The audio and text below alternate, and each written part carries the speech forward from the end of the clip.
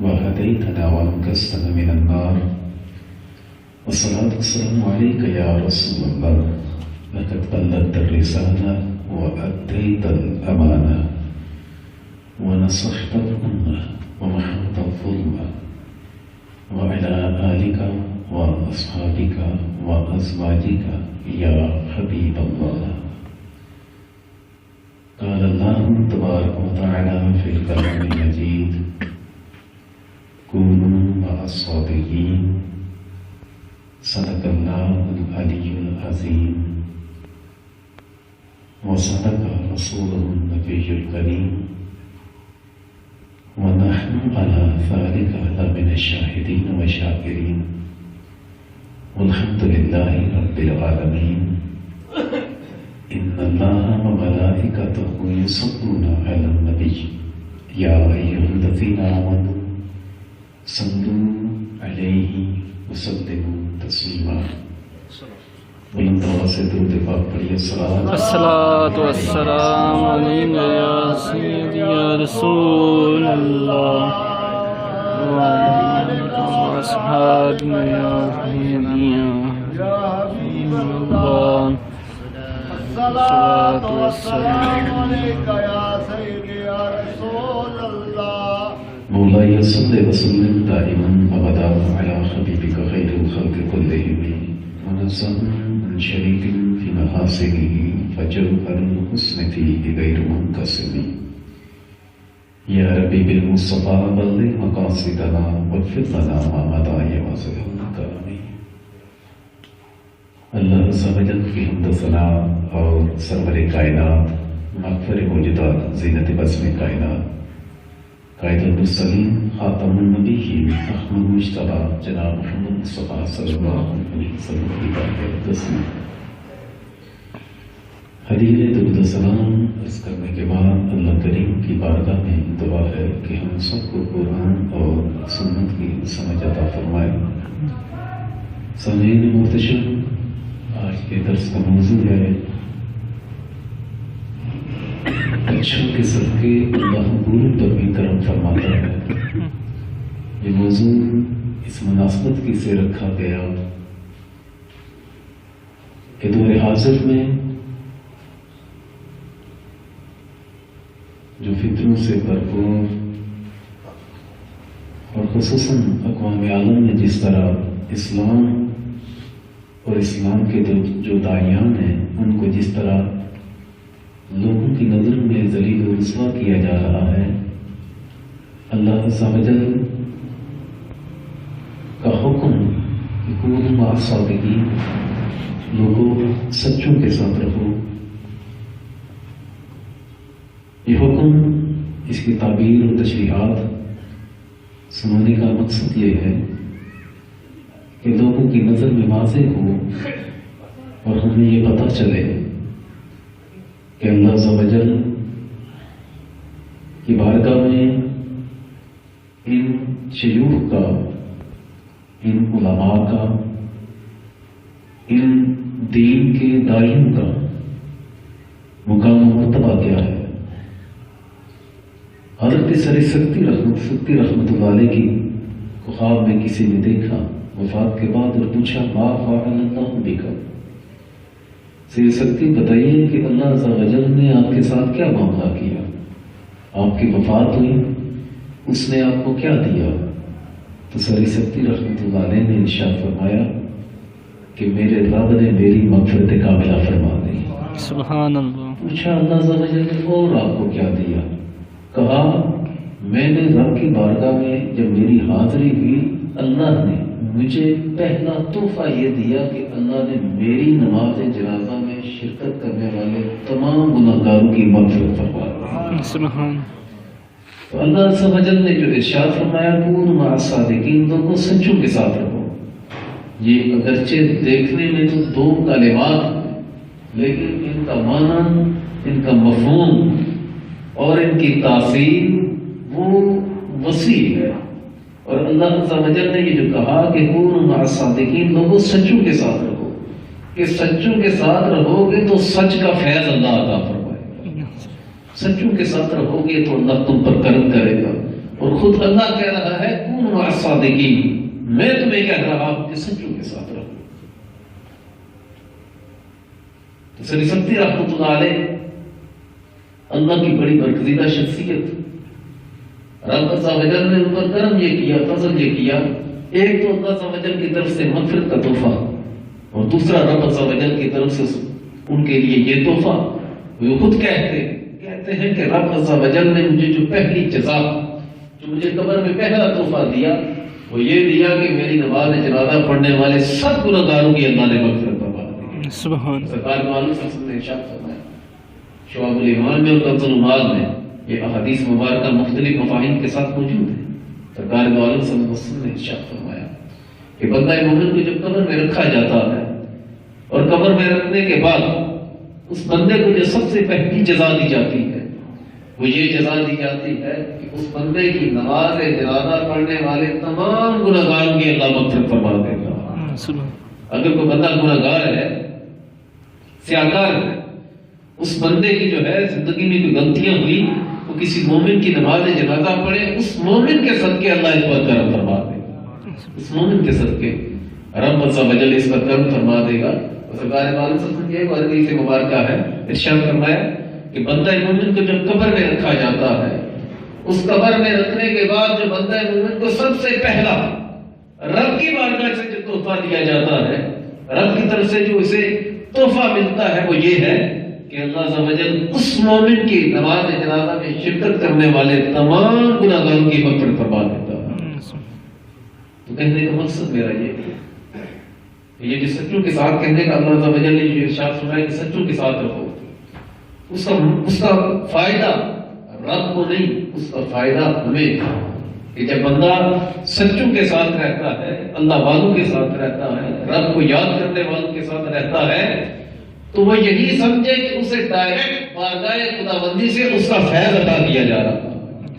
ارشاد فرمایا گا من اراد ان یجلس مع اللہ فلیجلس معه التصوف، جو یہ چاہتا ہے کہ وہ اللہ کے پاس بیٹھے، جو یہ چاہتا ہے کہ وہ رب کو قرب حاصل کرے، جو یہ چاہتا ہے کہ اللہ اسے اپنا قرب دے، بندہ رب کے قریب ہو جائے، وہ اللہ والوں کے پاس بیٹھے، یہی سمجھے کہ وہ اللہ کے پاس بیٹھا ہوا، وہ اللہ والوں کے پاس بیٹھے، وہ یہی سمجھے کہ وہ اللہ والوں کے پاس بیٹھا ہوا ہے۔ اور رب کے بندوں کا قرب جو ہے، جو اچھوں کا قرب ہے، جو سچوں کا قرب ہے، وہ صرف زندگی میں ہی نہیں، موت کے بعد بھی بندے کو فائدہ عطا کرتا۔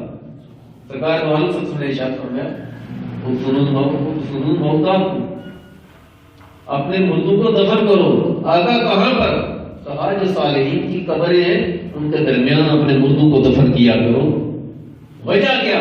اس فرمان عالی شان میں نبی پاک صلی اللہ علیہ وسلم نے ارشاد فرمایا، اس کی حکمت یہ، اس کی وجہ یہ کہ بندہ مومن ہے، گناہگاری ہو گئی زندگی میں، اس سے کوئی خطائی ہو گئی، رب کی نافرمانی ہو گئی، وہ جو اچھے لوگ ہیں جن کی قبروں کے درمیان اس کو دفن کیا جا رہا ہے، ان اچھوں کا صدقہ اللہ اس برے پر بھی کرم فرما دیتا ہے۔ ان اچھوں کا صدقہ اللہ عز و جل اس برے پر بھی کرم فرما دیتا ہے، اس کو بھی ان کا فیض دیتا ہے، ان کو بھی بخش دیتا ہے۔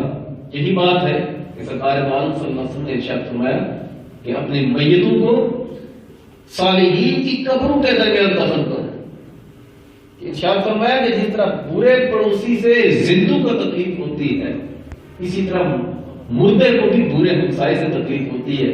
اور اس کا اگر مفہوم نکالا جائے، حدیث مبارکہ کی تشریح کی جائے، تو یہی بنتا ہے اگر برے سے برائی پہنچ سکتی ہے تو اچھے سے اللہ اچھائی بھی عطا فرماتا۔ اور یہی بات ہے کہ حضرت موسیٰ علیہ السلام نے رب کی بارگاہ میں عرض کی تھی کہ مولا جب میری وفات ہو تو مجھے بیت المقدس کے قریب دفن ہونے کی جگہ عطا فرما۔ اتنا قریب پتھر پھینکنے کی مقدار ہے، اتنا قریب مجھے بھی دفن ہونے کی جگہ عطا فرمانا۔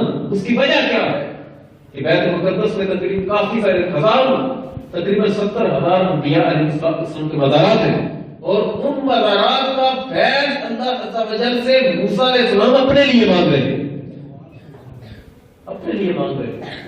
بات ساری بدن کی ہے کہ بندہ جس کے ساتھ لگ جاتا ہے، بعض اوقات اگلا جس کے ساتھ جس کے بندے کا حسن ظن ہوتا ہے، کہ یہ بندہ نیک ہے، میں اس کے ساتھ بندہ مجھ پر کرم کرے گا، اس کے حسن فن کی وجہ سے دوسرے کو اللہ دے گی کہ توفیق عطا فرما دے گا۔ وہ بات رحمۃ اللہ علیہ کی کرامات کے حوالے سے آپ نے یہ سنا ہوگا، وہ چور کتب بنا تھا، اس کی وجہ کیا تھی؟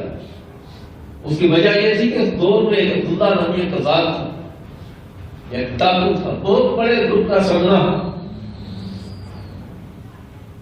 رات کا وقت تھا تو اپنے گھر سے اپنے وہ ساتھی کے پاس بیٹھا ہوا تھا، تو اس نے کہا کہ میں توبہ کرتا ہوں۔ اس کا ایک دوست تھا کہ طارق نامی، اس نے کہا میں توبہ کرتا ہوں، میں نے بہت لوگوں کے گلے کاٹے، بہت لوگوں کے ساتھ ظلم کیا، اللہ کی نافرمانی کی، میں اللہ تعالی سے دعا کرتا ہوں اللہ میری مغفرت کاملہ فرما دے۔ اس نے کہا کہ مغفرت کاملہ کے لیے، دل کی صفائی کے لیے کسی پیر کامل کا ہونا بہت ضروری ہے۔ اس کا جو آگے جو بندہ تھا، جو نائب کہہ رہے یا اس کو نوکر کہہ رہے، ساتھی ڈاکو تھا، اس نے کہا چل کیسے ملے گا؟ کہا رستے میں کہیں کھڑا ہو، کہیں نہ کہیں تیرا پیر تجھے مل جائے گا۔ گھر سے نکلا، عبداللہ چوراہے پر کھڑا ہو گیا، رات ساری کھڑا رہا، لوگوں نے صبح دیکھا، کہا عبداللہ کیا دیکھ رہا ہے؟ کہا پیر کامل دیکھ رہا ہوں جو میرے دل کو روشنی عطا ہے۔ لوگ حیران ہو گئے کہ اس جیسا اتنا بڑا ڈاکو اور ظالم و سفاک شخص، یہ بندہ کسی پیر کامل کو ڈھونڈ رہا ہے۔ ایک دن کھڑا رہا، رات کا وقت آیا، اسی علاقے کا ایک اور چور بغداد میں چوری کرنے کے لیے جا رہا تھا۔ کسی نے دل کو کہا جو رات کو آئے گا نا تیرے پاس تو کہنے کہ اسی کو اپنا جو ہے پیر مان دینا۔ وہ چور گھوڑے پر سوار ہو کر جا رہا تھا، خدا نے اسے دیکھا، اس کی گھوڑے کی رکاب کو پکڑ لیا، کہا یا مرشد مجھ پر کرم کر اور مجھ پر ایسا کرم کر کہ اللہ تعالی میری توبہ بھی کرے اور قرب بھی عطا فرما۔ وہ چور ڈر گیا، اس نے کہا کہ میں تو چور ہوں، دل میں سوچا میں تو چور ہوں، میں نے اسے کیا سنبھالنا ہے، میں تو خود گنہگار ہوں، اس کی معافی کیسے کرواؤں گا؟ اس نے کہا میں وہ نہیں جس کو تو تلاش کر رہا ہے، تو کوئی اور ہوگا۔ کہا نہیں، میں نے تجھی کو اپنا پیر مانا، تو ہی ولی کامل ہے اور تو ہی مجھ بھٹکے ہوئے کو راہ دکھلائے گا، میرے کالے دل کو روشنی دے گا۔ اس چور نے جان چھوڑنے کے لیے کہا میں کسی کام کے لیے جا رہا ہوں، واپس آتا ہوں۔ جو چلا بغداد شریف گیا۔ ادھر عبداللہ ایک دن بھی کھڑا رہا، اس کا انتظار کرتا رہا، دوسرے دن بھی، تیسرے دن بھی۔ لوگ آتے پوچھتے عبداللہ کس کا انتظار کر رہے؟ کہا میں اپنے پیر مرشد کا انتظار۔ کہا پوچھا کہاں گیا؟ ہمیں بغداد گیا۔ وہ بغداد گئے، واپس آئیں گے۔ لوگوں نے کہا پتہ نہیں وہ کون سا چور ہوگا جس کا تو انتظار کر رہا ہے۔ اس نے کہا نہیں وہ میرا پیر مرشد ہے اور وہی مجھے رب تک لے کر جائے گا۔ اس کا حسن ظن دیکھیے۔ کافی دن گزر گئے، ایک رات عبداللہ چوراہے میں کھڑا اسی طرح رات تمام کا انتظار کر رہا تھا۔ اچانک اس نے دیکھا کہ ایک باریش بزرگ، خوبصورت چہرہ، سفید لباس پہنا ہوا، ہنستے مسکراتے اس کے پاس پہنچے۔ کہا عبداللہ کیوں کھڑا ہے؟ کہا میں اس لیے کھڑا ہوں کہ میرا مرشد گیا ہے بغداد کی طرف۔ انہوں نے کہا وہ واپس آنے والا نہیں، وہ تو خود چور ہے، وہ واپس کیسے آئے گا، تجھے کیسے راہ دکھلائے گا؟ عبداللہ نے کہا حضرت آپ چہرے سے بڑے نیک لگتے ہیں، میرے مرشد کے بارے میں کوئی بات نہیں کہنا۔ ان بزرگوں نے کہا تجھے پتا ہے میں کون ہوں؟ کہا نہیں پتا۔ انہوں نے کہا کہ مجھے اللہ تعالی نے تیرے پاس بھیجا ہے اور میں اللہ کا نبی خضر میری بات بھی تو مان رہا۔ اس نے کہا بابا مرشد تیرے صدقے اللہ تعالی نے مجھے خضر علیہ السلام کی زیارت عطا فرمائی۔ سبحان اللہ۔ اس کا دل اور پختہ ہو گیا، ایمان پختہ ہو گیا۔ کہا تو میرا یقین ہے کہ اگر آپ بھی میرے پاس چل کر آئے تو جس کو آپ چور کہتے ہیں اس ولی کا صدقہ اللہ تعالی نے مجھے آپ کا دیدار عطا کیا۔ ادھر یہ جو چور تھا اس کو یاد ہی نہیں تھا۔ وہ پاک رحمۃ اللہ علیہ کے گھر گیا چوری کرنے کے، گھر سے قصہ آپ نے سنا ہوا ہے، گھر سے نکلتا اندھا ہو جاتا، کوئی چیز لے کر نکلتا اندھا ہو جاتا، کرتے کرتے 3-4 مرتبہ یہ ہوا۔ اسے پاک رحمۃ اللہ علیہ اٹھے تہجد کے لیے، وضو کرنے کے لیے، ادھر خضر علیہ السلام تشریف لائے۔ کہا اے عبد القادر فلاں جگہ کا چور، فلاں جگہ کا جو ولی ہے، کتب ہے، اس کا مثال ہو گیا۔ کہا وہ جو چٹائی میں چھپا ہوا ہے اللہ نے مقام قطبیت اسے عطا کروا دیا. سبحان اللہ. وہ جو پیچھے بندہ تھا اس بندے کے حسن زن نے اس بندے کو ولایت دی. ادھر یہ عبداللہ انتظار کر رہا, ادھر وہ بندہ جو ہے وہ چٹائی سے نکلا, رب کا کرم ہوا, وہ سے پاک کی طرف سے اللہ تعالی نے وہ سے پاک کے ہاتھوں اللہ تعالی نے اسے مقام قطبیت دیا. جب وہ واپس آیا نا اسی شہر کے اسی گزرا کے اس چوراہے پر آگے عبداللہ کھڑا تھا, دوڑ کر گیا, ملا اس سے, گلے ملا اور کہا مرشد کہاں چلے گئے تھے, اتنے دن سے تیرا انتظار کر رہا تھا. اس بندے نے کہا عبداللہ تیرے یقین نے, تیرے حسن ظن نے اور تیرے اس یقین کامل نے مجھ چور کو رب کی بارگاہ سے مقام قطبیت دلوا دیا. سبحان اللہ. وہ صادقین, وہ سچوں کے ساتھ رکھو. وہ صفات رحمۃ اللہ علیہ جیسی ہستی کے اندر گھر کے اندر چور گیا, ان کا تھوڑا سا قرب ملا, اللہ تعالی نے مقام قطبیت عطا کروا دیا. کہنے کا مقصد میرا یہ ہے کہ بندہ بعض بار خود بندہ بعض اوقات گناہگار ہوتا ہے, اس کے اعمال اس قابل نہیں ہوتے کہ رب اپنا قرب عطا کرے. پھر رب عز و جل اپنے قرب کے اڈے بتاتا ہے کہ وہاں پر چلے جاؤ, میں تجھے وہاں پر قرب عطا کروا دوں. فلاں جگہ پر چلے جاؤ, فلاں کے پاس بیٹھو. سرکار نے ارشاد فرمایا کہ عالم کے پاس بیٹھنا, عالم کے پاس ایک لمحے کی مجلس 1000 نوافل پڑھنے سے بھی زیادہ بہتر. سبحان اللہ. سرکار کی بارگاہ میں عرض کی آقا اینا اسلوب کا یحییٰ بن معین رازی رحمۃ اللہ علیہ کے حوالے سے داتا صاحب رحمۃ اللہ علیہ لکھتے, آقا میں آپ کو کہاں پر ڈھونڈا کروں, کہاں پر تلاش کیا کروں. کہا ارشاد فرمایا وہ جو ابو حنیفہ کے علم کا جہاں پر درس دیا جاتا ہے نا, تو ان کے قریب بیٹھا کر میں تجھے ملاقات کا شرف وہی پر عطا فرما دیا. سبحان اللہ. کون مع الصادقین, سچوں کے ساتھ ہو جاؤ, سچوں کے ساتھ رہو, اللہ والوں کے ساتھ رہو, تو اللہ عز و جل اپنا فیض عطا کرتا. سرکار معلوم صلی اللہ علیہ وسلم نے ارشاد فرمایا حدیث مبارکہ کا مفہوم کہ اللہ تعالی کی ذکر کی جب محفل ہوتی ہے تو رب عز و جل کے فرشتے زمین پر اترتے ہیں, وہ ڈھونڈتے ہیں, زمین میں پھیلتے ہیں اور ڈھونڈتے ہیں. پھر ایک گروہ کو جب کوئی ذکر کی محفل ملتی ہے تو وہ دوسروں کو کہتے ہیں علوم الی حاجتکم, آ جاؤ تمہیں تمہاری منزل مل گئی, ذکر کی محفل مل گئی, آؤ بیٹھو. وہ بیٹھتے ہیں, وہ سنتے ہیں. جب محفل برپاس ہوتی ہے, ختم ہوتی ہے, رب کی بارگاہ میں حاضر ہوتے ہیں, اللہ پوچھتا ہے فرشتوں کہاں گئے تھے, حالانکہ اللہ جانتا ہے. فرشتے عرض کرتے ہیں مولا زمین پر گئے تھے. پوچھا کیا کیا, عرض کی مولا تیرے ذکر کی محفل ہو رہی تھی, ذکر والوں میں بیٹھ کر تیرا ذکر سن رہے ہیں. پوچھا وہ بندے مانتے کیا ہے, حالانکہ اللہ جانتا ہے.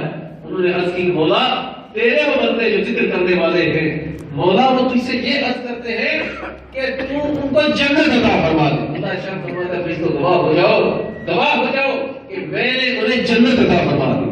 سبحان اللہ. فرشتوں سے پھر اللہ پوچھتا ہے وہ اور کیا چاہتے ہیں. اللہ ارشاد فرماتا ہے فرشتوں فرشتے عرض کرتے ہیں مولا وہ یہ چاہتے ہیں کہ انہیں جنت سے بڑا عطا فرما. اللہ تعالی کی طرف سے حکم دیا جائے, ارشاد فرمایا جاتا ہے فرشتوں گواہ ہو جاؤ, گواہ ہو جاؤ میں نے انہیں جنت بھی عطا فرما دی, جہنم سے آزادی بھی عطا فرما دی. پھر فرشتے عرض کرتے ہیں کونوا مع الصادقین, تو سچوں کے ساتھ رہو, اللہ والوں کے ساتھ رہو, اللہ والوں کے ساتھ بیٹھنے کے, اللہ والوں کے ساتھ ملنے کے, اللہ والوں کو دیکھنے کے بھی اللہ تعالیٰ کو دیکھنے سے بھی فائدہ عطا کرتا ہے. سرکار نے ارشاد فرمایا اللہ تم الی وجہ علی عبادت, علی کے چہرے کو دیکھو گے بھی تو اللہ عبادت کا ثواب عطا فرمائے. ذکر علی عبادت, علی کا ذکر کرو گے تو اللہ ثواب عطا فرمائے گا, عبادت ہے. تو اسی طرح فرشتے عرض کرتے ہیں مولا فیہم عبد خطاء, مولا ان میں ایک بندہ ہے عبد خطاء, ایک ہوتا ہے خاطی.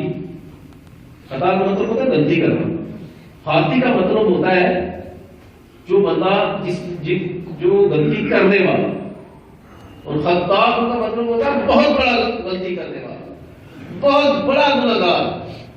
رب کی بارگاہ میں عرض کرتے ہیں مولا ان میں ایک بندہ ہے جو بہت بڑا گنہگار ہے, کوئی اور نہیں, بہت بڑا گنہگار. مولا وہ گھر سے نکلا, اس کا ارادہ نہیں تھا کہ وہ محفل میں جا رہا ہے, اس کی نیت یہ نہیں تھی کہ وہ محفل میں جا رہا ہے، وہ گھر سے نکلا، بندے کرتے تھے، وہ بھی بندے بندوں کو دے کر وہ بھی وہاں پر بیٹھ گیا. اس کا ارادہ گھر سے ذکر کی محفل کا نہیں تھا، وہ بھی بندہ آیا بندوں کو دے کر وہاں پر بیٹھ گیا. اللہ نے ارشاد فرمایا لہو غفرت، فرشتوں گواہ ہو جاؤ میں نے خاص طور پر اس بندے کی مغفرت فرما دی. سبحان اللہ. فرشتے عرض کرتے ہیں مولا بندہ بڑا گنہگار تھا، محفل میں آنے کی نیت بھی نہیں تھی، تیرے ذکر میں بیٹھنے کی نیت نہیں تھی، بندوں کا رش دے کر وہ بھی بیٹھ گیا. تو اللہ کی طرف سے ارشاد فرمایا گیا فرشتوں سنو، فرمایا جاتا ہے اللہ کی طرف سے فرشتوں سنو، وہ ایسی قوم ہے، وہ ذکر والے ایسے فیضان والے ہیں، وہ ذکر والے ایسی برکت والے ہیں، ایسی شان والے ہیں کہ بدبخت بھی ان کے پاس بیٹھے تو میں پھر بھی اس پر کرم فرما دیتا ہوں. سبحان اللہ. بدبخت بھی بیٹھے تو پھر بھی کرم کر دیتا ہوں. تو کہنے کا مقصد میرا یہ ہے، یہ فرمایا گیا کونوا مع الصادقین، لوگوں سچوں کے ساتھ. سچا کون؟ جو اللہ والا. لوگوں سچوں کے ساتھ رہو، اللہ والوں کے ساتھ رہو. یہ اللہ ارشاد فرما رہا ہے ان کے ساتھ رہو. ہونا رہنے کا فائدہ کیا ہے؟ اس کا جواب یہی ہے تم ان کے پاس بیٹھو گے میں تمہیں اپنا قرب عطا فرماؤں گا. سبحان اللہ. تم ان کے پاس بیٹھو گے میں تمہیں اپنا قرب عطا فرماؤں گا. بات ساری کرم کی ہے، فضل کی ہے. اللہ والوں کا جسم تو اپنی جگہ رہا، اللہ والوں کے استعمال شدہ چیزوں میں بھی اللہ نے فیض عطا فرمایا ہوا. سبحان اللہ. المصنف میں ہے دریادیل کے ایک بندہ جو ہے وہ کشتی چلاتا تھا، ملاق جسے کہتے تھے. کہتا ہے ایک مرتبہ میں دریا کے کنارے میں نے کشتی لگائی ہوئی تھی، ایک بندہ آیا، بزرگ تھے، گزری پہنی ہوئی، ایسا پکڑا ہوا اور مشق ہاتھ میں تھی ان کے جسے پانی ڈالتے. کندھے پر اٹھائی وہاں پر آئے اور میں نے ان بزرگوں کو دیکھا تو بزرگوں نے کہا اللہ کی رضا کے لیے تو مجھے نا یہ دریا پار کروا دے. کہتے ہیں میں نے رب کا واسطہ جب سنا تو میں نے ان کو دریا پار کروایا. دریا کے جب دوسرے کنارے پر پہنچے تو ان بزرگوں نے کہا کہ اے فلان اللہ تجھ پر کرم کرے، کل تو جب کشتی چلاتا چلاتا یہاں پر آئے گا نا ظہر کے وقت، تمہیں زندہ نہیں ہوگا، قریبی یہ درخت ہے نا، اس درخت کے پاس میری میت ہوگی، کفن ہوگا، تو مجھے کفن پہنانا، نہلانا، کفن پہنانا اور جنازہ پڑتا دفنا دینا. وہ بندہ کہتا ہے مجھے یاد نہیں رہی. اگلے دن زور کے ٹائم میں نہ پہنچا، لیکن اثر کے ٹائم جب وہاں پر پہنچا تو واقعی میں نے دیکھا کہ ان بزرگوں کی وہاں پر وفات ہو چکی تھی. میں اپنے آپ میں بڑا شرمندہ ہوا. میں نے خیر ان بزرگوں کو گھسلایا، ان کے پاس ہی ایک کوٹلی سی چیز میں کفن تھا، اس کفن کو پہنایا. کہتے ہیں جو ہی جنازہ تیار ہوا نا تو غیر سے لوگوں کی اتنی تعداد آئی کہ میں نے کبھی سوچا بھی نہیں تھا کہ اس بہرونے میں اللہ والوں کی اس بندے کی جنازہ پڑھنے کے لیے لوگ آ سکتے. کہتے بزرگوں کو دفنا دیا اور بزرگوں کی وصیت تھی مجھے کہ میں جو ہے وہ میرے پاس میری وفات کے بعد میری ایک گدڑی ہے اور میرا ایک عصا ہے، عصا سمجھتے لاٹھی، اور میری مشق، میری وفات کے بعد تیرے پاس کوئی بندہ آئے گا لینے کے لیے، اس کو دے دینا. وہ بندہ کہتا ہے میں نے وہ اپنے پاس رکھی، گھر چلا آیا. ایک دو دن گزرے، رات گزر گئی، صبح فجر کا وقت تھا. فجر کی نماز میں نے ادا کی، میرے دروازے پر دستک ہوئی. میں نے دستک پر جب جا کر دروازہ کھولا نا تو باہر دیکھا کہ علاقے کا سب سے بڑا میراثی، دوڑ مکہ کرنے والا، شادیوں پر ناچنے والا، گانے بجانے والا، علاقے کا سب سے بڑا ڈولچی جسے کہتے ہیں، اس نے ستار سمجھتے نا وہ گانے کا آلہ، موسیقی کا آلہ ہے، اس نے اپنی بغل کے ساتھ لگایا ہوا. میری دروازے کو دستک دے رہا، کہتا ہے فلان وہ جو تیرے پاس 3 امانتیں پڑی ہوں مجھے دے. میں نے کہا کہ دل میں سوچا کہ اس کو کیسے پتا کہ میرے پاس پڑی. اس نے کہا وہ جو 3 مانتے تیرے پاس پڑی نا، وہ جو گدڑی ہے، وہ جو قمیض ہے، وہ جو عصا ہے، وہ جو مشق ہے، میرے حوالے کر۔ اللہ کہتا ہے میں نے تجھے بزرگوں سے وعدہ کیا ہوا تھا کہ میں اسے دے دوں گا۔ کہتے ہیں میں نے اس سے کہا، بندہ کہتا ہے کہ میں نے اس شخص سے کہا، اس میراثی سے کہا، سمجھانے کے لیے لفظ استعمال میراثی کرتا ہے، میں نے اس سے کہا دے تو میں تجھے دوں گا، لیکن سچ بتا تجھے کیسے پتا چلا کہ یہ چیزیں میرے پاس پڑی ہیں؟ اس نے کہا میں ساری رات فلاں گاؤں میں ایک شادی تھی، ناچتا رہا، ڈول بجاتا رہا، ستار نکال کر دیا، کہا یہ بجاتا رہا ساری رات۔ جب فجر کا وقت آیا نا، گھر آ کر میں سونے لگا، دروازے پر دستک ہوئی، دروازہ جب میں نے کھولا تو بزرگ کھڑے تھے اور کہا ہے فلاں تجھے مبارک ہو، فلاں علاقے کی قطبیت کا تاج اللہ نے تجھے عطا فرما دیا۔ سبحان اللہ۔ فلاں بندے کے پاس جب جو کشتی چلاتا ہے اس کے پاس جب تیری امانتیں وہاں پر پڑی ہیں۔ ملا کہ اس بندے نے کہا کہ میں اس وقت سے بے چین تھا، تیرے پاس دوڑتا آیا ہوں۔ وہ ملا کہتا ہے کہ جب میں نے اسے وہ گدڑی سی دی نا، وہ بزرگوں کی جو پرانا سا لباس تھا، اس نے اپنا لباس پھاڑ کر پھینک دیا، اور اس لباس کو جو ہی پہنا نا اس کی رنگت بدل گئی، اللہ نے چہرے کا نور عطا فرما دیا۔ سبحان اللہ کی فضائل بلند کرنے لگا۔ خدا کہتا ہے کہ میں نے جب اس کی حالت دیکھی تو مجھے پتا چل گیا وہ فوت ہونے والے ولی تھے، وہ علاقے کے قطب تھے، ان کی جگہ اللہ عز و جل نے اس شخص کو مقام قطبیت عطا فرمایا۔ سبحان اللہ۔ رات کا وقت تھا، میں رو رہا تھا، رات کا وقت تھا، میں رو رہا تھا اور دل میں یہ سوچ رہا تھا کہ مولا میں حلال کی کماتا ہوں، وہ حرام کی کماتا رہا۔ مولا میں محنت مزدوری کرتا ہوں، تیری مخلوق کی خدمت کرتا ہوں۔ مولا وہ تو ڈھولچی تھا، ڈھول بجانے والا تھا، میں وہی کا وہی، اور وہ مطابق طبیعت تک پہنچ گیا۔ مولا یہ کیا ہے؟ مجھے اپنے آپ پر ملال ہو رہا تھا، اس بات پر ملال ہو رہا تھا کہ ایک بعض اللہ کی براسی ہے اور اس کو اللہ کا وجل نے گانے بجانے والے کو مقامی ولایت دی۔ کہتے ہیں یہ سوچتا سوچتا سو گیا، جو ہی سویا تو خواب میں اللہ نے اپنا دیدار عطا فرمایا۔ جاگتے ہوئے دیدار، مسئلہ اس طور بولوں، جاگتے ہوئے دیدار، جب یہ مسئلہ اس طرح کا بیان کروں، بات کروں اس کے ساتھ مذاق کرتا ہوں۔ جاگتے ہوئے اللہ تعالی کا دیدار صرف اللہ تعالی نے سرکار دو عالم صلی اللہ علیہ وسلم کو عطا فرمایا۔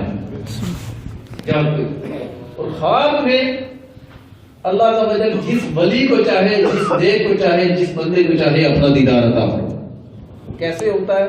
یہ دکھانے والا جاننے اور دیکھنے والا، کیفیت دھیان نہیں کی جا سکتی۔ جاگتے ہوئے کوئی بندہ یہ نہیں کہہ سکتا سرکار معلوم سنوں کے علاوہ اللہ نے کسی کو بھیجا اپنا دیدار عطا نہیں۔ اس بات سمجھ آ رہی ہے؟ تو میں نے وہ کہتا ہے کہ میں نے خواب میں اللہ تعالی کا دیدار کیا، اللہ تعالی نے ارشاد فرمایا کہ فلاں مجھے پتا ہے کہ تجھے بڑا ملال ہے، تجھے تیرے دل میں یہ ہے کہ میں حلال کی کماتا تھا، وہ حرام کی کماتا تھا، میں ملاح وہ مراسی، میں حلال کی کمانے والا، وہ گانے بجانے والا، تجھے بڑا ملال ہے، تجھے بڑا غم ہے کہ وہ تو ولی بن گیا، میں وہی کے وہی۔ وہ بندہ کہتا ہے کہ رب عز و جل نے ارشاد فرمایا فلاں سن ذالک فضلی یؤتیہ من یشاء، یہ میرا فضل ہے، میں جس کو چاہتا ہوں عطا کرتا ہوں۔ یہ میرا فضل، یہ میرا فضل ہے، میں جس کو چاہتا ہوں میں دیتا ہوں، جس کو چاہتا ہوں نوازتا ہوں۔ تو کون ہوتا ہے میری تقسیم پر راضی نہ ہونے والا؟ میرا کہنے کا مقصد یہ ہے کہ وہ جو گانے بجانے والا تھا، اس بندے نے پتہ نہیں نیکی کون سی ایسی کی کہ اللہ عز و جل نے اسے یہ مقام دیا۔ اور دوسری جو واضح بات، ملاح کہتا ہے جو ہی اس نے وہ قمیض پہنی نا، اس قمیض کے صدقے اللہ عز و جل نے اس پر کرم فرما دیا۔ جو اللہ والے ہوتے ہیں نا، اسی لیے کہا گیا کہ کونوا مع الصادقین، تم سچوں کے ساتھ رہو، اللہ والوں کے ساتھ رہو۔ جب بندہ اللہ والوں کے ساتھ رہتا ہے اسے رب کے در کی خوشبو آتی ہے، اس کو رب کے دربار کی خوشبو آتی ہے۔ رب عز و جل نے یہ جو فرمایا نا کونوا مع الصادقین، دل سیاہ ہے نا، دل اجڑا ہوا ہے.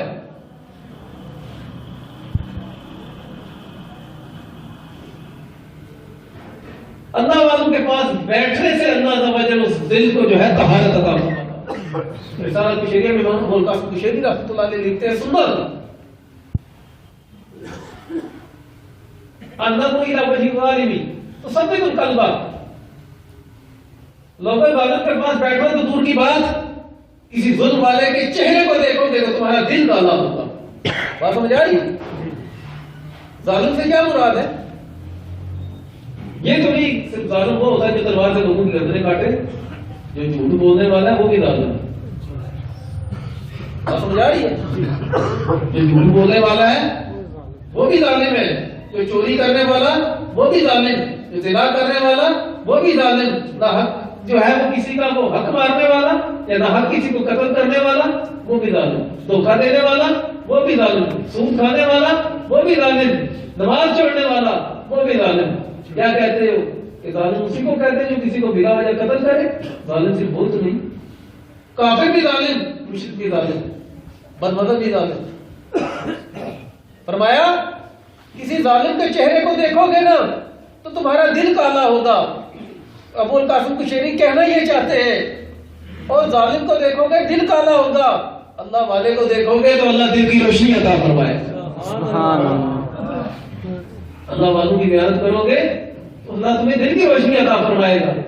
اللہ والوں کے پاس بیٹھو گے تو تمہیں اور قرب ملے گا.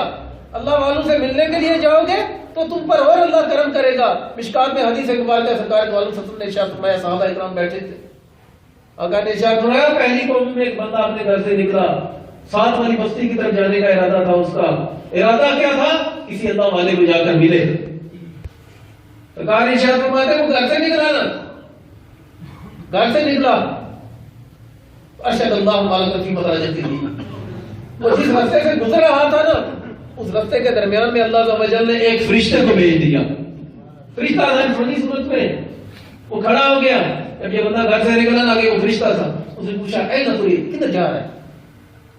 کہاں جا رہا ہے؟ کہا 7 والی بستی. پوچھا کیا کام ہے؟ کہا فلاں اللہ والا ہے، اس سے ملنا ہے، فلاں مومن ہے، اس سے ملنا ہے. اس نے پوچھا کہ تیرا اس پر کوئی قرض ہے یا اس کا تجھ پر کوئی قرض ہے جو تو ملنے کے لیے جا رہا ہے، وصولی کے لیے جا رہا ہے یا دینے کے لیے جا رہا ہے؟ اس نے کہا نہ میرا اس پر قرض نہ اس کا مجھ پر قرض، میں صرف رب کی رضا کی خاطر اس کی زیارت کے لیے جا رہا ہوں. سبحان اللہ. فرشتہ کہتا ہے، وہ بندہ پہچانتا نہیں ہے کون، وہ کہتا ہے میں فرشتہ ہوں. اس بندے سے کہتا ہے میں فرشتہ ہوں، تیری جو نیت ہے نا، تیری اس اللہ والے سے محبت سن. اللہ عز و جل کہتا ہے تیرے لیے خاص پیغام ہے، جب تو نے نیت کی ہے گھر سے نکلا فوراً اللہ نے مجھے تیرے راستے میں استقبال کے لیے کھڑا کر دیا. اور اللہ عز و جل نے ارشاد فرمایا اس سے جا کر کہو اگر تم اس کی وجہ سے مجھ سے محبت کرتا ہے نا تو اسی طرح میں اس کی وجہ سے تیرے ساتھ محبت کرنے والا ہوں. سبحان اللہ. کونوا صادقین. اور قرب پانا تو دور کی بات، قرب کا ملنا دور کی بات، ساتھ رہنا دور کی بات. اللہ والوں کی طرف سفر کرنے کے لیے جائیں، قریب پہنچنا دور کی بات، دل میں ارادہ کیا ہے تو اللہ عز و جل استقبال کے لیے فرشتے کو نازل فرما رہا. سبحان اللہ. یہ بدبختی تو ہماری ہے نا، بدبختی تو ہماری ہے. بات ہے مگر جی سننا حضرت سعید بن مسیب رضی اللہ تعالیٰ عنہ خیر تابعین، حضرت سعید بن مسیب رضی اللہ تعالیٰ عنہ، ان کی عادت تھی نماز باجماعت کی چھوڑتے نہیں تھی، بڑی لگن تھی. کچھ بھی ہوتا کچھ بھی نماز باجماعت، یہ جماعت کے بغیر نماز نہیں پڑھتے، کوئی نماز ان کی جماعت کے بغیر نہیں ہوتی تھی. کبھی بھی یہ خود کہتے ہیں میں نے کبھی نماز جماعت کے بغیر نہیں پڑھی، میں تو ویسے ہی پہنچوں مل جائے تو یہ اللہ کی بڑی کرم نمازی ہے. ہمیں تو ویسے ہی 5 نمازیں مل جائیں نا گھر پڑھ لیں، یہ بھی بڑی اللہ کی کرم نمازی ہے. وہ کہتے ہیں میں نماز بے جماعت نہیں پڑھتا، بے جماعت نہیں پڑھتا، واجب. حتیٰ کہ جب یزید نے حملہ کیا نا، مسجد نبی شریف میں لوگوں کو ذبح کروایا گیا، مسجد نبی شریف میں جو ہے وہ گھوڑے باندھے گئے، دیواروں کے ساتھ ناپاکی کو ملا گیا، یزید کے دور میں واقعہ گمراہ کہتے ہیں اسے، بڑا ظلم کیا گیا، بڑے صحابہ کرام تقریباً 700 صحابہ کرام کو شہید کیا گیا۔ اتنے شہید جو تھے نا، سعید بن مسیب رضی اللہ تعالیٰ، حضرت سعید بن مسیب رضی اللہ تعالیٰ عنہ ان دنوں پاگل بن کر یہ نا روزہ انور نبی پاک صلی اللہ علیہ وسلم کے روزے کے پاس آ کر یہ بیٹھ گئے۔ لوگوں نے کہا یہ کتنا پاگل آدمی ہے کہ مسجد نبی شریف میں نماز پڑھنے کی پابندی ہے۔ 3 دن تک مسجد نبی شریف میں نہ اذان ہوئی، نہ نماز ہوئی، نہ جماعت ہوئی۔ اس دور جدید کے دور اس نے اتنا بڑا دن 3 دن تک مسجد نبی شریف ویران رہی، 3 دن تک کوئی نماز نہیں، کوئی جماعت نہیں، کوئی اذان نہیں۔ حضرت سعید بن مسیب رضی اللہ عنہ آپ کو بعد میں کسی نے پوچھا، اے سعید تو جماعت کے ساتھ نماز نہیں چھوڑتا،